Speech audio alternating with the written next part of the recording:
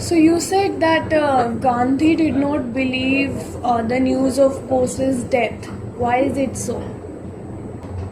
Yeah, Gandhi did not believe because Bose had done the disappearing act far too often. Bose was a past master at disappearing. After all, he escaped under the very noses of the British. There were more than 100 policemen who were deputed to watch Subhash Bose when he escaped from Calcutta with the help of his nephew. So it was before he was going to start his great, recruitment drive for the Indian National Army. So he escaped from Calcutta. He went to Kabul. From Kabul, he went to Europe. So his great adventure started, and he had done this before. He was known to disappear even when he was a student. When he was a very young man, there was cholera raging in a part of Bengal, and he went to help out. This is the man who some people they say he was a fascist.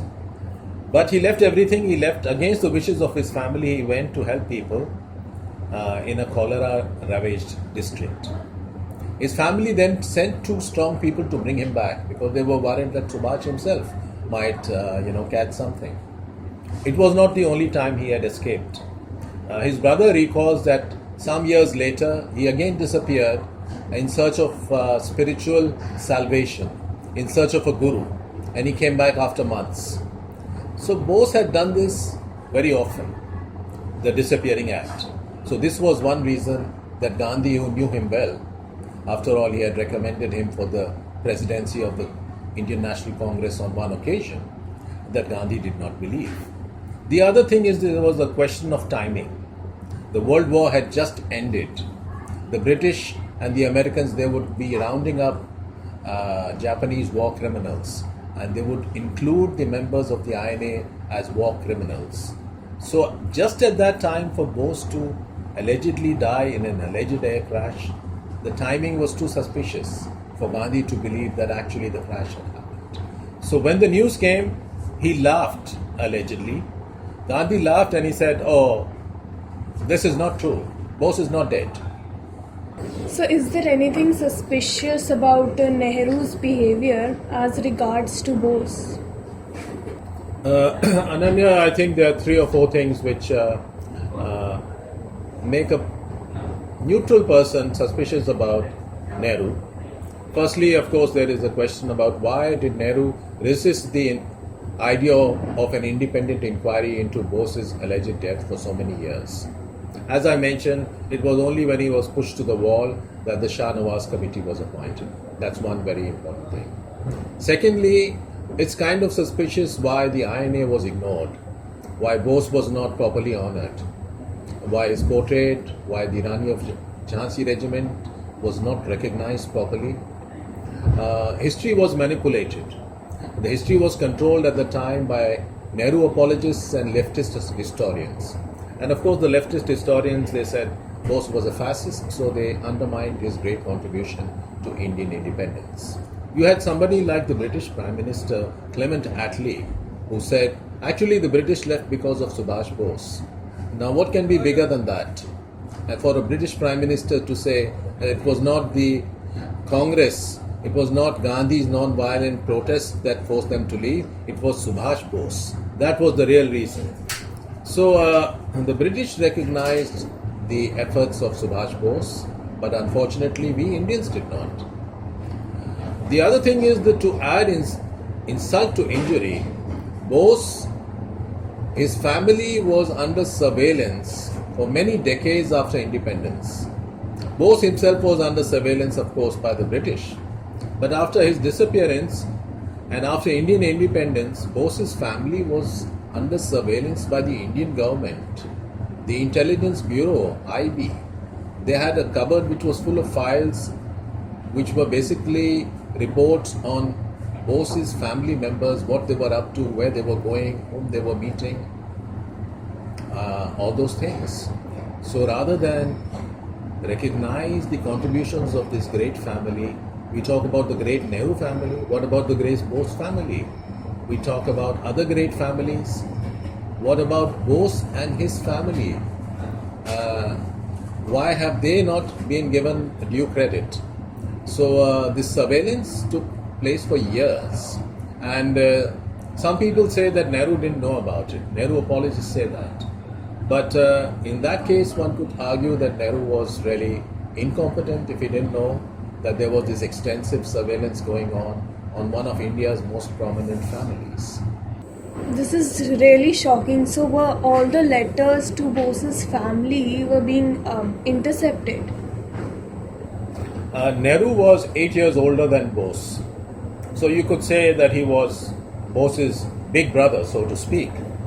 But he was not only big brother in the sense of chronological age, but he was big brother also in the sense that the government of the day under Nehru, they were like a big brother watching the movements, the actions of Bose's extended family very, very carefully.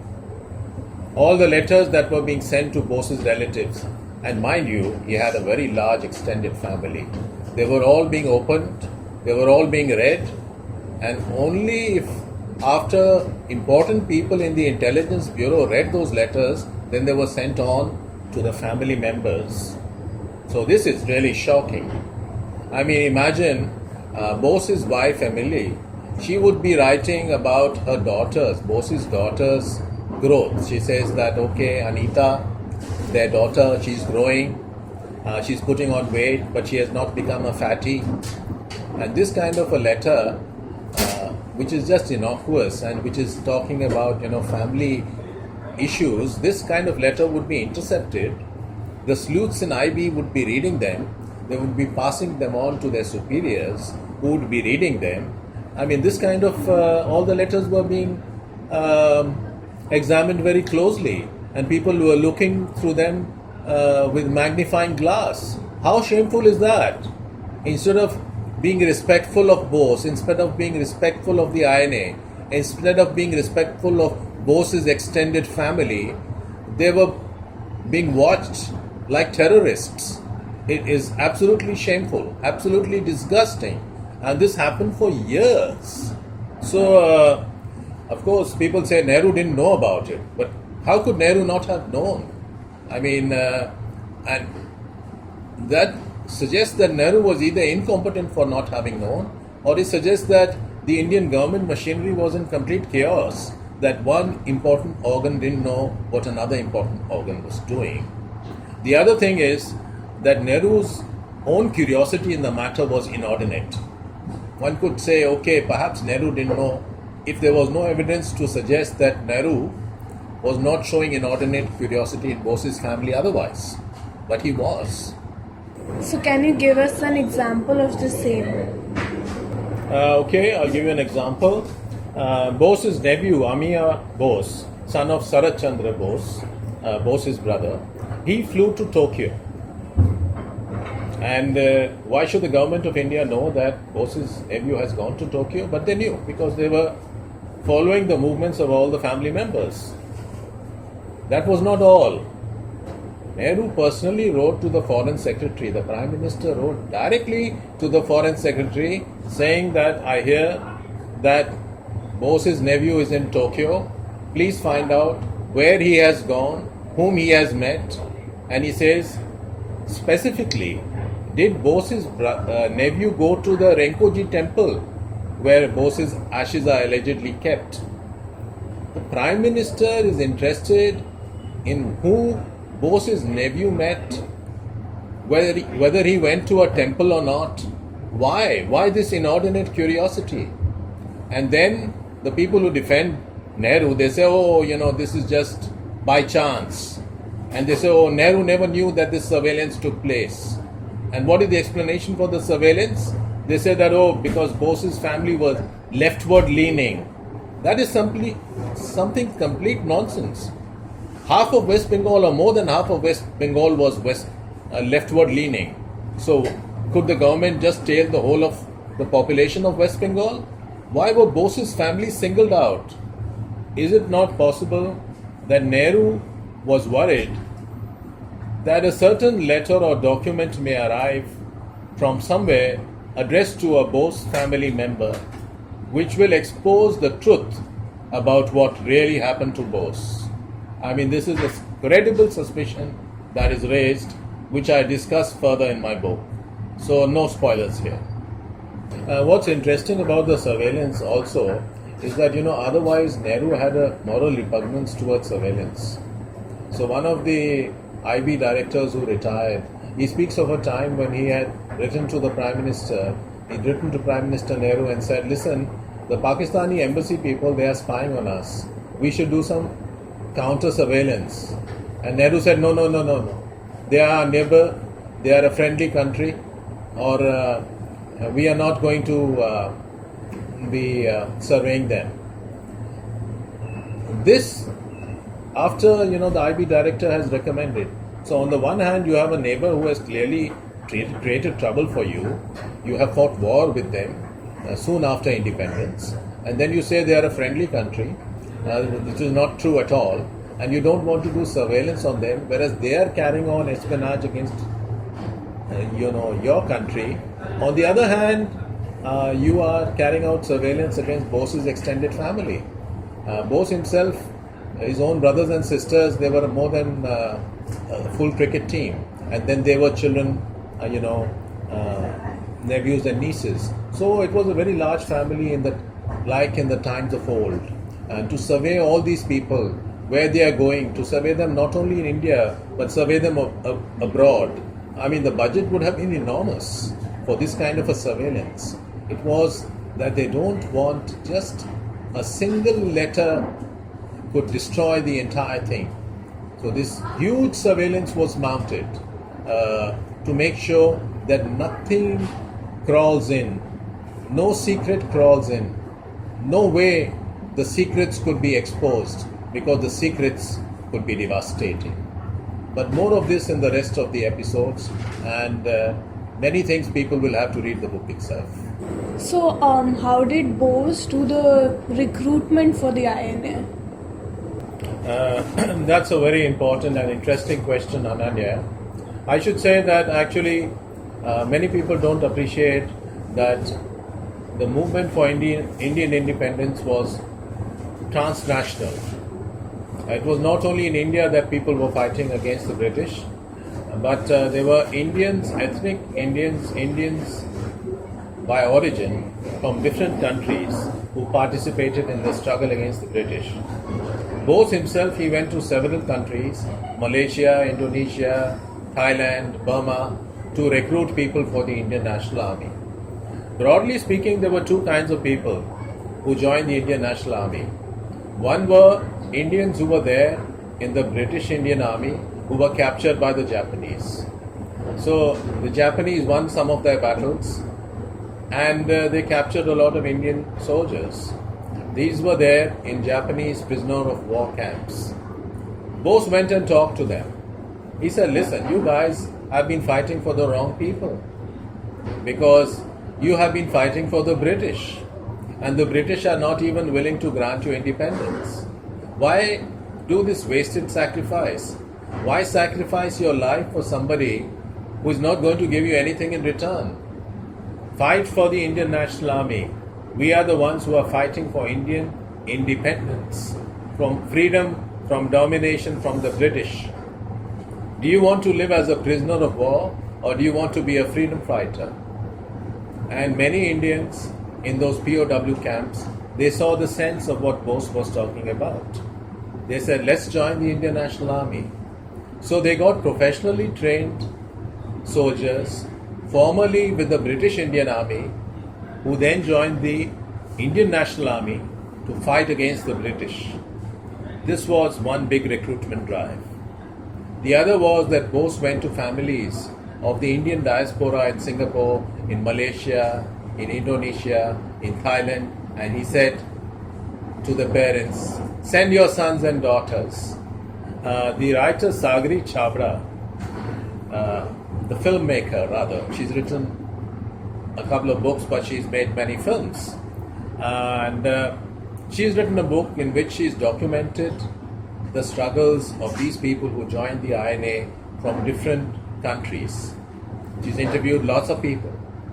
And it's a shame how those people have been neglected. There are people who have spoken out in interviews given to Ms. Chabra that Bose came to their house, he spoke to the parents and he said, "Give me your daughters." And the parents said, "For what?" He said, "For the struggle against the British." And it was an immense sacrifice on the part of parents from Tamil Nadu, from Kerala, from other southern states mostly, who said, "Your cause is noble. It's an ideal worth fighting for, worth even giving your life for. We will send 2 daughters with you. The third will remain with us." I mean, these were the kind of immense sacrifices that Indian families, part of the greater Indian diaspora in Southeast Asia, they made. Can you imagine a father and mother speaking with Bose, saying, "Okay, we understand, we are great admirers, we will send our children to fight with you." So there were hundreds, if not thousands of people who joined the Indian National Army because of this kind of recruitment drive. But what have we given them in return? The INA people who returned to India, they were not allowed to join the Indian Army post our independence. The people who remained in Southeast Asia, in Malaysia, Burma, these countries, they were not recognized. Ms. Chabra has spoken to people who are actually stateless in Burma, people who worked for the Indian National Army, who fought, who risked their lives, and they live today as stateless persons in a country where they don't have status, and their own country for which they gave their lives, their country of birth, there does nothing for them. They receive no pension, no recognition. Many years ago, as an Indian, I went to the USA on an exchange, international exchange kind of program. And one of the states I visited, I met the mayor, and the mayor gave me an honorary citizenship certificate. So I still have that certificate somewhere, honorary citizen of Tulsa. Just as somebody from another country who visited the United States and they gave me this certificate. I done nothing for them.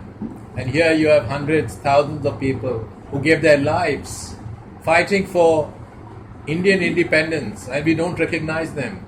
We allow them to languish in Burma. Many of them, they don't have money. We don't give them a pension. We disrespect them. This is what we have done to our own people.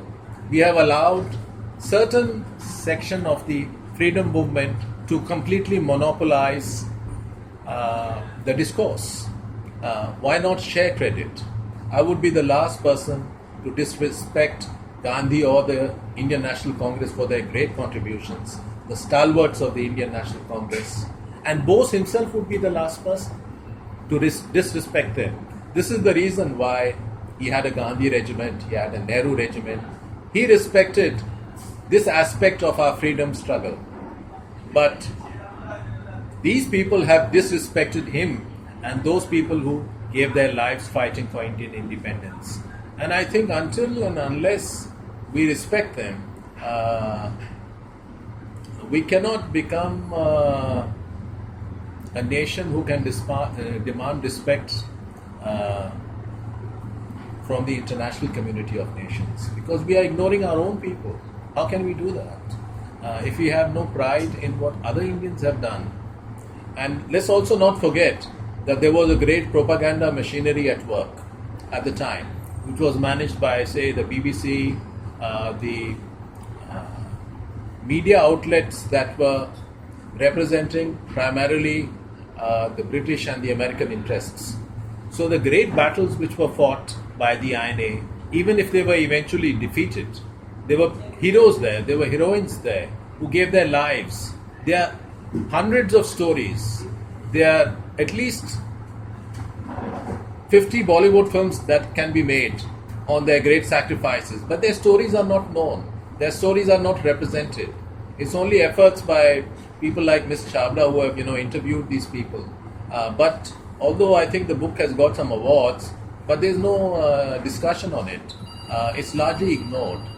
So I think it's a shameful blot on our history that we have ignored a part of our own history.